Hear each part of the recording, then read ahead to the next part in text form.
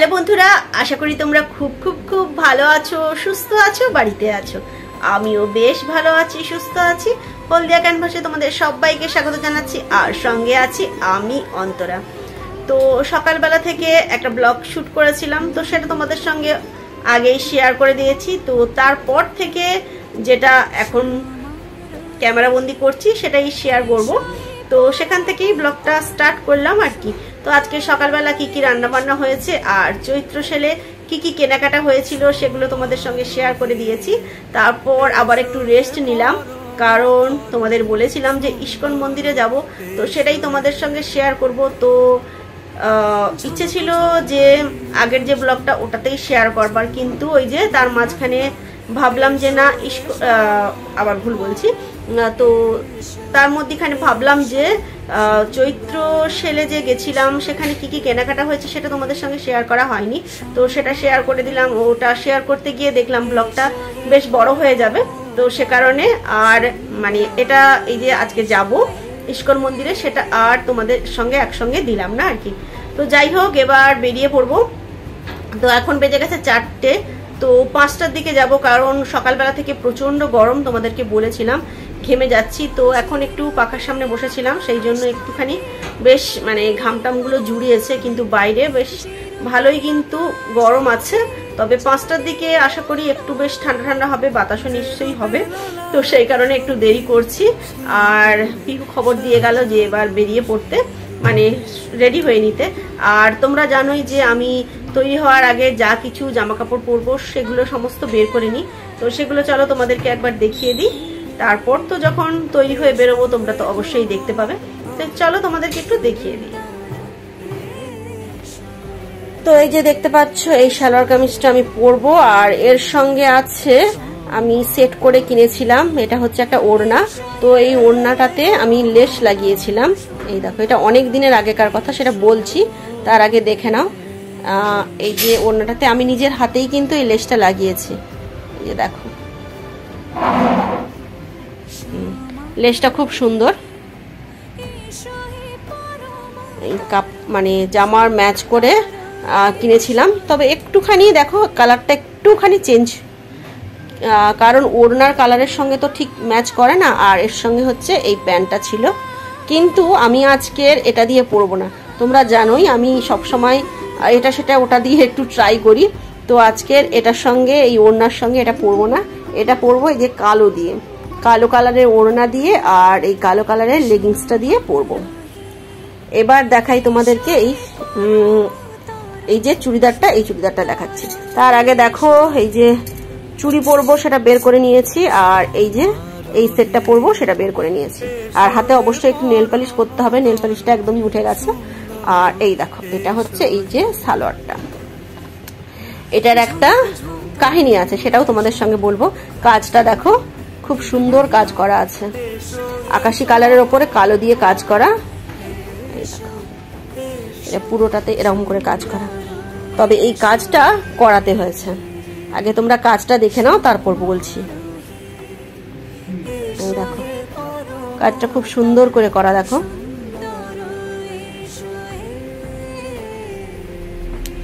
দেখে নিলে তো দেখে নিলে এইটাই পরে যাব, এই যে এই সালোয়ারটাই পরে যাব। কিন্তু এই সালোয়ারটা কিন্তু এখনকার নয়, এটা হচ্ছে অনেক দিন আগেকার। তো আমার যখন কলেজ লাইফে তখন এই সালোয়ারটা কেনা হয়েছিল, তবে এই সালোয়ারটার পিসটা কেনা হয়েছিল, এটা হচ্ছে একটা গার্ডেন সিল্কের ওপরে আছে, এই যে দেখলে আকাশি কালারের একটা গার্ডেন সিল্কের ওপরে আছে, এই পিসটা কেনা হয়েছিল, তারপর কাটানো হয়েছে। আর এই যে কাজটা দেখতে পাচ্ছ, এই কাজটা হচ্ছে করানো হয়েছে। তো আমাদের এই চৈতন্যপুরে, তখন আমাদের এই চৈতন্যপুরে একটাই দোকান তখন এসেছিল যে এরকম এমব্রয়ডারি কাজ করানো হয়। তো সেই কারণে আমি আমার বোন একটা চুড়িদার কাটিয়েছিলাম, আমার বোনের চুড়িদারটা ছিল বেগুনি কালারের আর আমারটা হচ্ছে আকাশি কালারের, আর আমার মা করিয়েছিল সেটা হচ্ছে গার্ডেন সিল্কের ওপর আকাশি কালারের ওপরে একটা শাড়ি, তাতে এইরকমই কাজ করিয়েছিল। তবে কাজগুলো সব আলাদা আলাদা, আমার কাজটা তোমরা দেখেছো, এই যে দেখিয়েছি, দেখো এইরকম টাইপের প্রদীপ প্রদীপ ডিজাইন করে দিয়েছিল। আর আমার বোনেরও ডিজাইনটা আলাদা ছিল, আর আমার মারও শাড়িতে সেটার ডিজাইনটা আলাদা ছিল, প্রত্যেকটা ডিজাইন আলাদা, কিন্তু খুব সুন্দর করেছিল। আর এখনো দেখেছো যে সেম আছে, কতদিন আগেকার জিনিসটা বলো তো। তারপরে এটা কিন্তু অনেকবারই পরেছি, কিন্তু এখনো দেখো এতটুকু নষ্ট হয়নি, খুব সুন্দর আছে। তো ভাবলাম অনেক দিন পর ভাবলাম এটা পরি। তবে অবশ্যই ওখানটা একটু সেলাই করে নেওয়া হয়েছে, কারণ এটা হচ্ছে বেশ বড় করেই কাটিয়েছিলাম। তো সে কারণে আমি মাঝে মাঝে কি করি, হাত দিয়ে সেলাই করে নিই। ঠিক আছে, যখন যেরকম হয়, কারণ একবার আমি মোটা হই, একবার আমি রোগা হই, তো সে কারণে একবার করে সেলাই খুলতেই থাকি, আবার একবার করে সেলাই করতে থাকি। এই হলো গিয়ে ব্যাপার। তো ওটা পরে একদম রেডি হয়ে তোমাদের সামনে আসছি। টাটা। এই যে একটা জামা পরে বেরিয়ে পড়েছি। এখানে অনেকটাই কথা বলেছিলাম, কিন্তু মিউট করতে হলো, কারণ সামনে আমাদের যে বাসন দোকান আছে, তো সেখানে ঢিপঢাপ ঢিপঢাপ করে শব্দ হচ্ছে। ওরা হচ্ছে মানে হচ্ছে হাঁড়িগুলোকে পিটিয়ে কি ব্যবহার করে জানি না। তো সেই জন্য এখানে যা কথা বলেছিলাম কিছুই শোনা যাচ্ছিল না, সেই জন্য আমাকে ভয়েস ওভার দিতে হলো। এই দেখো মা, পিহু আর বোন বেরিয়ে পড়েছে, আমিও তার সঙ্গে যাচ্ছি। আর আগেই তো বলেছি তোমাদের দাদা ভাই যেতে পারবে না, আর ছেলেরও তো সেই ছেলের টিউশন আছে, তো সেও যেতে পারবে না। আর দেখো এই যে টোটোতে করে যাচ্ছি, আর আমি আর মা এদিকে বসেছে, আর পিহু আর ওর মা ওদিকের দিকে বসেছে। আর ওই তো একই জিনিস, ওকে দেখালেই ও হাই করে দেয়, এই হচ্ছে ব্যাপার।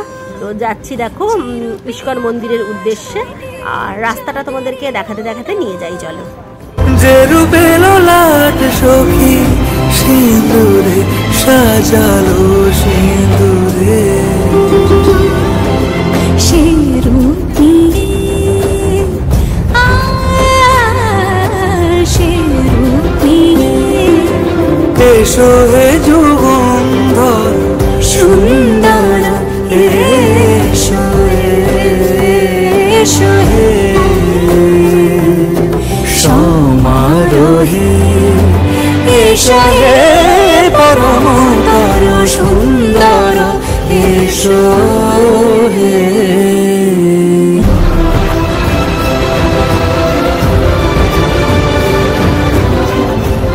সমারোহে এসো হে পরমতর সুন্দর, এসো হে।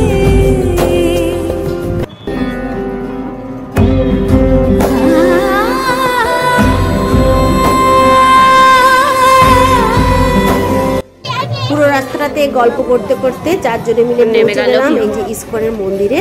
তো এখানে এসে এত সুন্দর গান হচ্ছিল যে তোমাদের বলে বোঝাতে পারবো না। তো এত মানে গানের এত সুন্দর, এত মাধুর্য যে আমারই নাচতে ইচ্ছে করছিল, আর ওখানে সবাই নাচছিল। তোমরা অবশ্যই দেখবে, দেখে তোমাদের ভালোই লাগবে। আর আমারও খুব ইচ্ছে করছিল জানো, কিন্তু বোন দেখলাম নাচলো না। আর মা তো মানে কি বলবো, মার পায়ের তো যাই হোক একটু হলেও সমস্যা আছে, তো সেই জন্য আমিও চুপ করে দাঁড়িয়েছিলাম, কিন্তু খুবই ইচ্ছে করছিল নাচতে।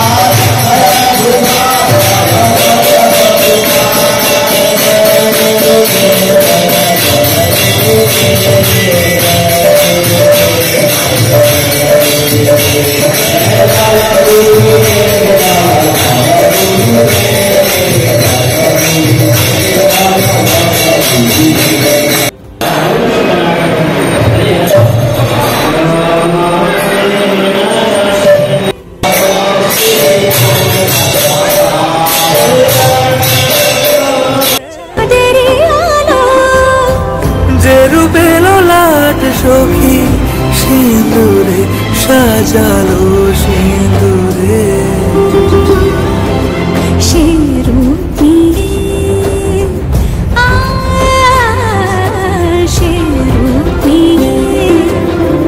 এসো হে যুগন্ধর সুন্দর এসো এসো হে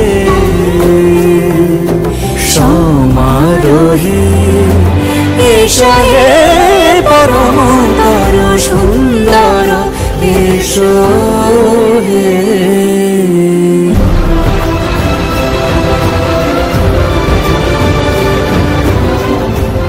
সমারোহে এসো হে পরমতর সুন্দর এসো হে। এই যে মন্দির থেকে বেরিয়ে আসছি, এসে এবার টোটোতে উঠবো। টোটোটা ভাড়া করেই নিয়ে গেছিলাম, আর সত্যি কথা বলতে 1.5 ঘন্টার মতো ছিলাম। কোথা থেকে যে সময়টা পার হয়ে গেল সেটা বুঝতে পারলাম না। আর আরতিও দেখলাম, সেটা সবটা তুলতে পারিনি কারণ ওখানে বারণ ছিল। তারপরে দেখলাম সবাই যখন ক্যামেরা করছে তখন আমিও সাহস নিয়ে একটু ক্যামেরা করলাম, কিন্তু তার আগে করতে সাহস পাইনি কারণ প্রথমেই একটুখানি গান তুলেছিলাম, তারপরেই দেখলাম বারণ করলো, কিছু জন বারণ করেছিল, তো সে কারণে আর তুলতে পারিনি। কিন্তু তারপর লাস্টে যখন ওই যে নাচ গান শুরু হলো তখন দেখছি অনেকে তুললো, তো একটু সাহস পেলাম, আমিও একটু ক্যামেরা বন্দি করলাম। আর এই দেখো এইবার আমাদের টোটো ছেড়ে দিচ্ছে আর আমরা আবার গন্তব্যস্থলে যাত্রা করছি, মানে আমাদের যেখানে বাড়ি সেখানে। তো যেতে যেতে খুব সুন্দর একটা মন্দির পড়বে, কিন্তু তোমাদেরকে খুব একটা ভালো করে সেখানে দেখাতে পারবো না। তার কারণ হচ্ছে মন্দিরের গেট বন্ধ হয়ে গেছিল, আর বাইরে থেকে যতটা সম্ভব তোলার চেষ্টা করেছিলাম। তো চলো তোমরা সেটাও দেখতে পাবে।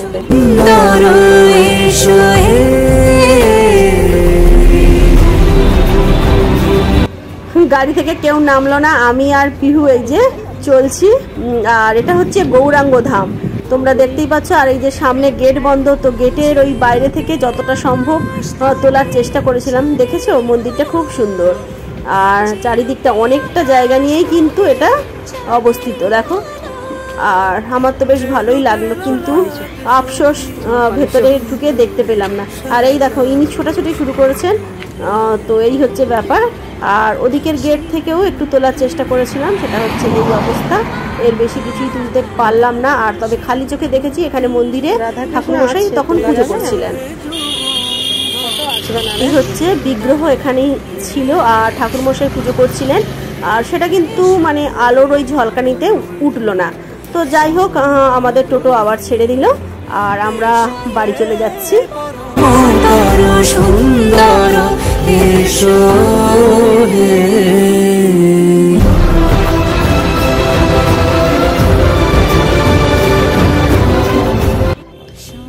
ইস্কন মন্দির থেকে এই যে ফিরলাম বাড়িতে, আর এসেই ভাবলাম তোমাদের সঙ্গে একটু কথা বলে নিই। বোন আর মা আর পিহু এখনো বাড়িতে আসেনি, আমি একা চলে এসেছি। তো ওরা একটু মিষ্টির দোকানে গেছে আর কিছু কেনাকাটা করবে সেই জন্য। আর ইস্কন মন্দিরে খুব বেশি তোমাদের সঙ্গে শেয়ার করতে পারলাম না, কারণ প্রথমে ওখানে বলেছিল ফটো তোলা যাবে না, ভিডিও করা যাবে না। তারপর তো দেখলাম সবাই করছে, তো আমিও একটু করে নিলাম, এই আর কি। আর কেমন লেগেছে ব্লগটা তোমরা অবশ্যই বলবে, কমেন্ট করে বলবে। আর এখানে ব্লগটা শেষ করছি। আমাকে যদি তোমাদের ভালো লেগে থাকে তাহলে লাইক করবে, শেয়ার করবে, সাবস্ক্রাইব করবে, বেল বাটনে প্রেস করবে, আর অবশ্যই কমেন্ট করো। আর সর্বদা হাসি মুখে থাকাটা খুব জরুরি। তাহলে আজকের মতো টাটা।